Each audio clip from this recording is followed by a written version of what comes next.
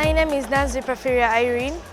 I am in Senior 1 White and I do hairdressing and cosmetology. In hairdressing and cosmetology, what I learned from there is that you learn the different styles of hair that people like.